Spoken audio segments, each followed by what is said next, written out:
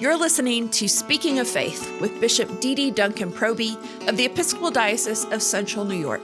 I'm Rachel Ravelette, or RomComm, and we're glad you're here.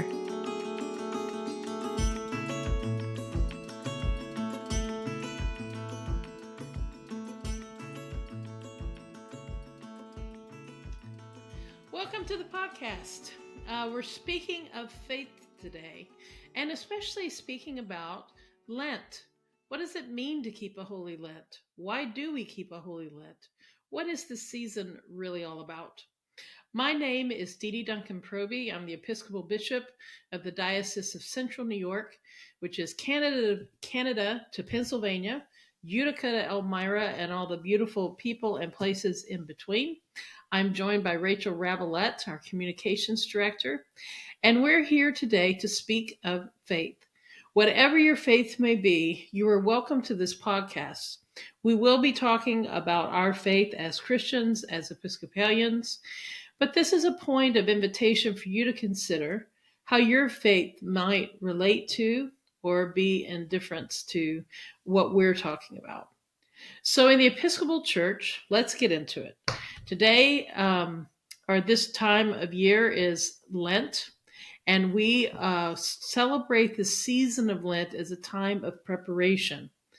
Historically, there was a time when Lent was very severe. It was a time of fasting during the day and only eating one meal a day, or there has been severities, practices of not eating or restricting one's diet. Many in the Episcopal Church are familiar with our Shrove Tuesday pancake supper, which is meant to clean out the larder of sugar and anything pleasurable that during Lent we restrict our diets and we focus instead on being fed by God and God's love. Contemporarily, some of that strictness is less prevalent. It has also been recognized, I think, that there's a certain amount of privilege to Lenten fasting. This idea of I choose not to eat today rather than I'm unable to eat today. And so also a desire to, instead of taking away, to add to. How might we add something to our schedule that draws us closer to God? Because all of these practices, all of the practice of piety, is meant to draw us more closely to God. Also, historically with Lent, it was a time of prayer, fasting, and supplication. A time to pray with more intentionality, to build that more into our schedule. And then, as I said, fast, either from food or sugar or other things. And then to make our supplications unto God. To talk about what God has done for us and how God has been for us and invites us into being. Now, a criticism that's easy to make about Lent is it's a little bit the narcissist's favorite time of year, because it's kind of like saying, hey, look what God has done for me, and it's about what God did for me, and me, and oh, and me. Of course, the intention of Lent is quite the reverse, is to focus on what God has done for us, that our help is in the name of the Lord, and that it is God who at work in us, who invites us in to this sacred relationship. But how we live that Lenten piety or that Lenten practice can really depend on people.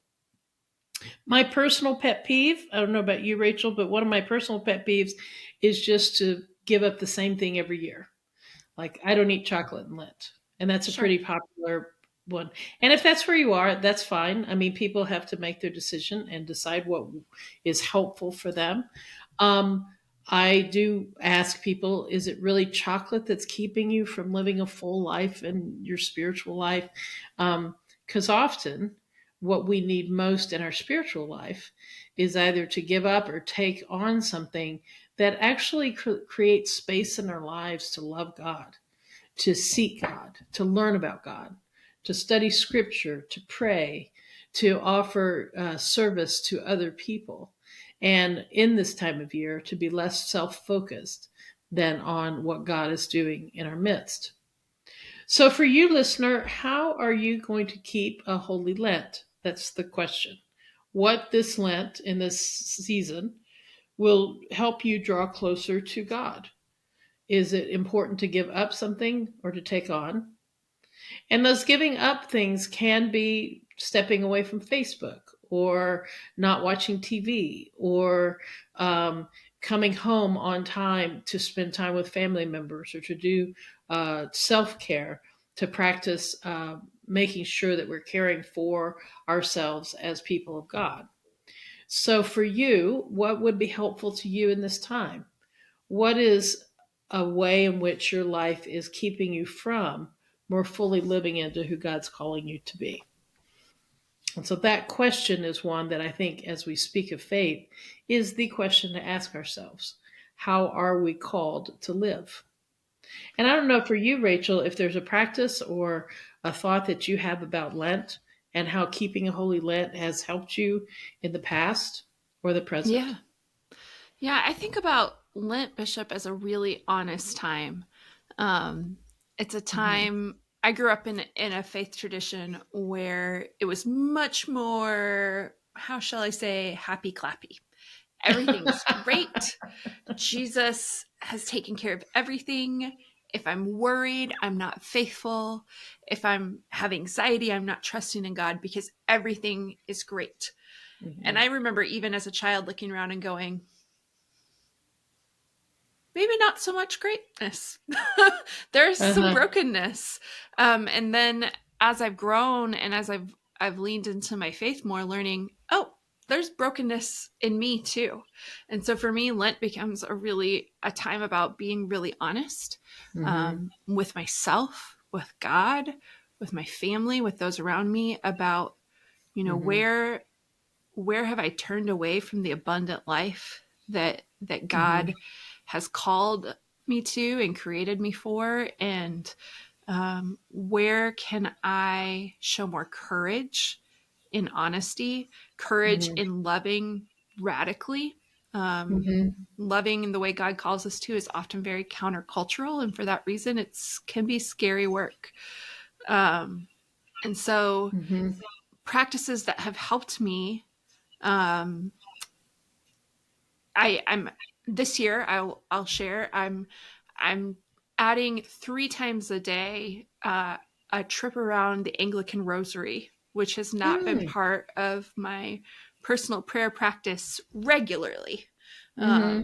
throughout my adulthood, and so I found some really lovely forms for prayer with the Anglican Rosary, and so I'm Mm. trusting that to God, that God will use that to draw me where she sees fit. Uh-huh. That is wonderful. And yes, adding a prayer practice in that way where you're focusing your attention. I think the importance here is about walking with God. And often in Lent, we talk about a desert time. The readings in our liturgy tend to be about Jesus going out into the wilderness, the 40 days of Lent, and it's patterned after Mm-hmm. Jesus going out into the wilderness. And having this time apart. And that, we often think of wilderness times as sorrowful times, which they can be, or isolating and lonely times, which of course they also can be. But there are also those times in our lives that actually inform the other parts of our lives. When we have those spaces apart, when we've gone out into the barren wilderness and come face to face with our mortality and our humanity, then it changes how we think of ourselves and how we live our lives. So, with more intentionality is such an important part of our Lenten discipline. I love to invite people during Lent as a practice of Lent every year is to write your obituary, which can sound at first a Mm, little macabre, but the intention is to sit down and say, what do I hope at the end of my life that people will say about how I've lived my life? mm, What are the things that I will look back and think, I wish I had done this, or I wish I had done that? Certainly there's people will joke about, you know, more money or time or different things, ways they would have spent their time. But when we think about what we are doing with our days, how we're spending our hours, how we're spending the resources of our moments, to live intentionally is an invitation to deep and profound connection with God and one another. The things that seem so important at the time, that with perspective we realize are not that important at all.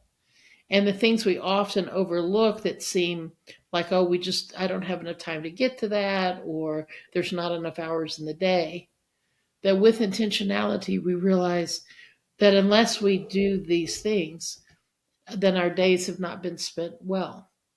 So a Lenten practice is, in addition to drawing us closer to God and drawing us closer to our own inner life, our inner work that needs to be done.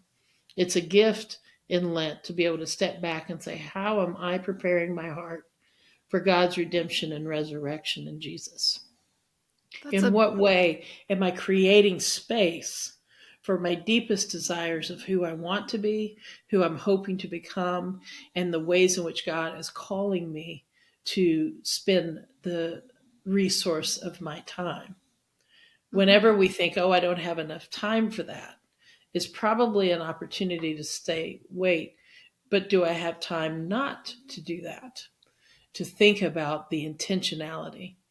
I was in conversation with a young person not long ago, and they were saying, well, they really thought about going back to school because they wanted to do some graduate work, but they were kind of overwhelmed. And this person said, I mean, it would take 3 years to do that. And I listened for a few minutes and I said, well, I do have one perspective to add if you would like to hear it. And the person said, well, yes. And I said, well, 3 years will pass. And so either in 3 years, you'll have the degree and think, look how I've spent my time. Or 3 years will pass and you'll be still saying, this would take 3 years to do. And Right. that's a lot of time. And so to make those decisions about how to live our best lives based on we just have this moment to live our best life, to make those decisions based on our hopes and our inspirations and not on our fear or our lack of maybe self-confidence that we can make it through. That's beautiful, Bishop. The way you're talking about viewing time, it makes me think of Nadia Bowles-Weber, who is a priest in the Evangelical Lutheran Church of America. And shout out, we grew up in the same faith tradition. She has a quote about Ash Wednesday, which our listeners, our watchers who are on YouTube will be able to tell from context clues that we are recording this on Ash Wednesday because I have ashes on my head. She talks about Ash Wednesday as if your life is a piece of fabric, and on one end is your birth, your baptism, and on the other end is your funeral, your holy burial. The Ash Wednesday is the day when we fold that and bring those corners together, because we don't know how long of a space we have between those things. And she talks about bringing those together in the water of your baptism, mixing with the holy earth of your holy burial. And it really brings a different perspective to this journey in Lent. How am I using my time, my temporal range, for John Green fans who have read the Anthropocene Reviewed? How am I using this gift of unknown duration that I have? And I found that as a parent to a youngish child, Ash Wednesday's hard when your kid goes up and the priest makes the sign of the cross on their head and says, remember that you are but dust, and to dust you will return. And I want to say, not my baby. But when I think about the fabric of her life and bringing those ends together, I love that we're not shy. Again, it's back to honesty. We're not shying away from the reality of our existence in this time, in this place. And we're inviting with full dignity the young and the old alike to consider how God is moving in our lives. And I think we too often overlook that or we think that we're afraid of death. And people will talk about their fear of death and their fear of temporality.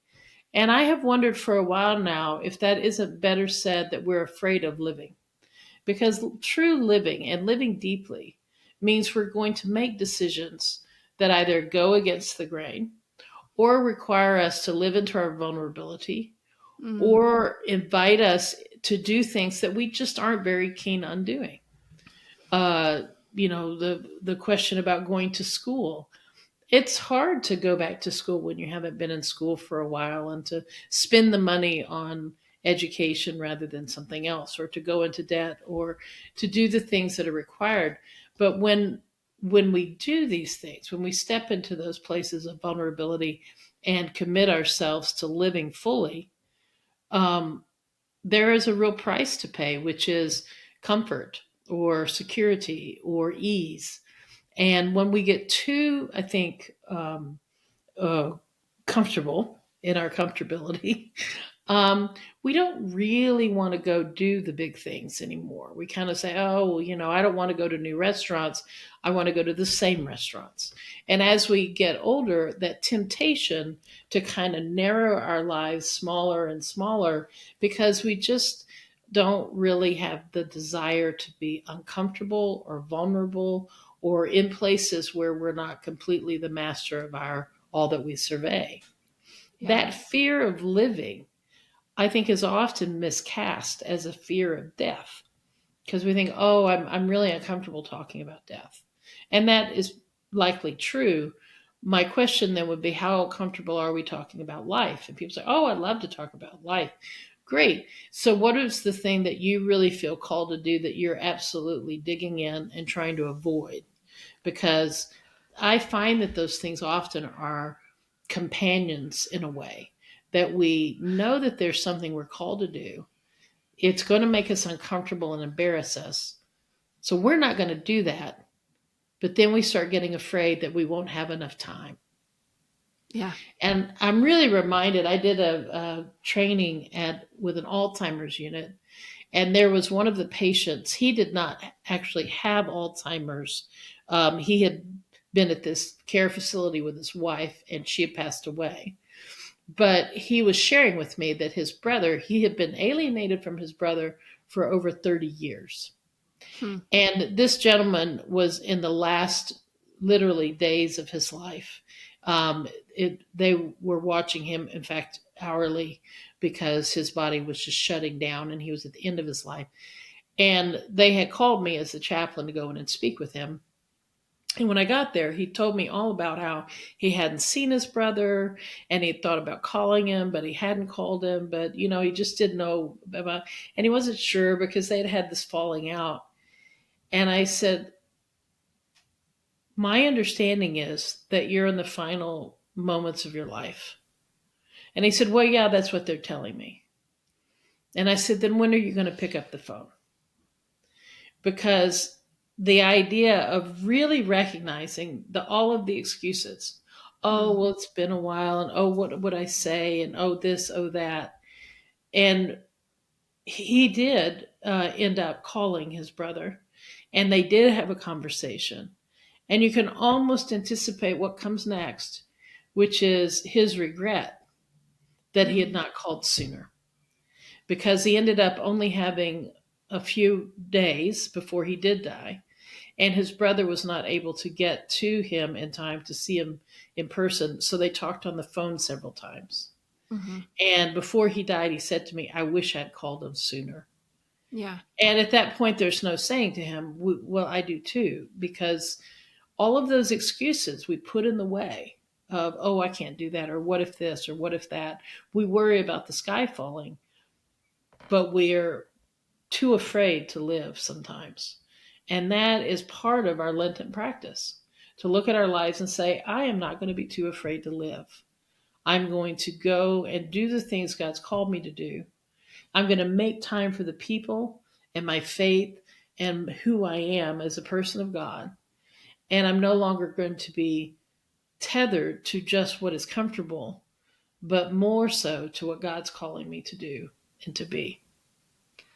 I wonder, Bishop, if this also connects to something else we've talked about, I believe, on this podcast a few times, which is kind of the tyranny of the value of perfection.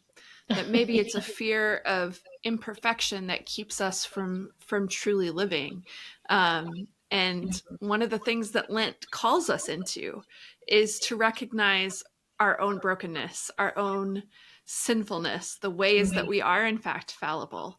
And so we've talked before about how we try to get around the fear because it's baked in right to our culture of we just want to be perfect. We have to Absolutely. succeed at everything we do.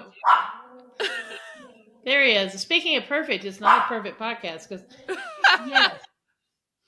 Anyway, the alarm has sounded. We have to succeed at everything, right? That's right. Is what we think. And so a fear of failing will often prevent us from doing maybe from living faithfully into where God's calling us. Absolutely. Absolutely. Because we have this false idea that we can be perfect. And we're so surprised when we sin. We're so surprised when we're wrong. And we're almost like, I find it, I think all of us do this where we'll blow it and we're like, I can't believe I did that. And we spend a lot of time talking about, I can't believe I did that. I'm shocked. Clutching my pearls. Exactly. And I think God is probably like, really? That's why I said Jesus? Because I knew you weren't very good at that part. And we're so, I think, not in reality a lot of the time because we get very caught up in what will people think or how will I look or what will this be or how will that be?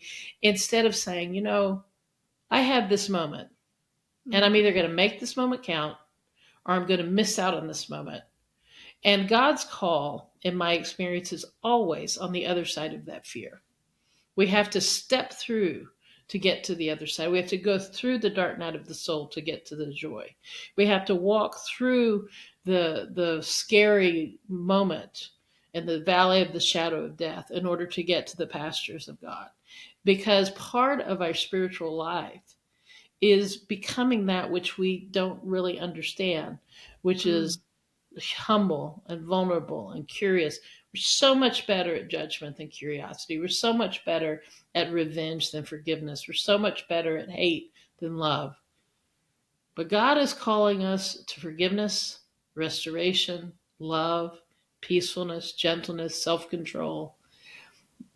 The calling of God is always on the other side of our humanity and inviting us as we are. There's no fixing ourselves up for God. Come as you are, because God invites you to come. And it's right back to that wonderful camp song that I think we did talk about one of these podcasts about the wedding banquet. I cannot come. All the excuses we give for not being part of God's redemptive work. I cannot come because who am I? I can't do it perfectly. And the false humility. Oh, I won't be able to do it perfectly. And what we mean is, oh, that seems like a lot of effort, doesn't it?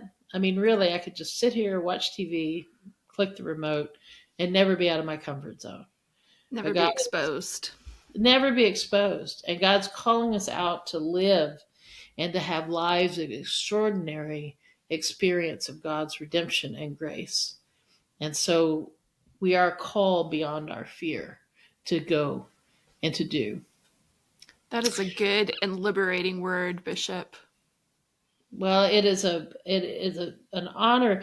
Lent is such a gift. And I hope that, dear listeners, you will take an opportunity for this Lent to utilize the gift of time of intentionality, time to focus in on who you are and who you're called to be, on those places within you of relationship with yourself, with God, with your neighbor. May you know and love God, and may you feel God's blessing in you. And may we be, as Catherine Meeks would tell us, just a smidge more courageous and take one step today of intentionality to draw closer to God's love. May you be blessed and be a blessing, and I look forward to speaking with you soon. And speak of your faith. May we all proclaim God. Blessings. Thanks for joining us. Speaking of Faith with Bishop DeDe is a production of the Episcopal Diocese of Central New York. Our theme music is by Fleece Mob, and it's called A Bird in Hand. We use it with permission. Be sure to subscribe to our podcast through your favorite podcasting app so that you can be the first to know when new episodes are available. If you like what you've heard here, please leave us a rating and review. If you don't like what you've heard here, we're sure you're still a wonderful person, but maybe don't leave us a review? Just kidding. We love honest feedback and questions. You can connect with us online between episodes at cnyepiscopal.org/podcast and on social media at CNY Episcopal. Blessings to you, friends.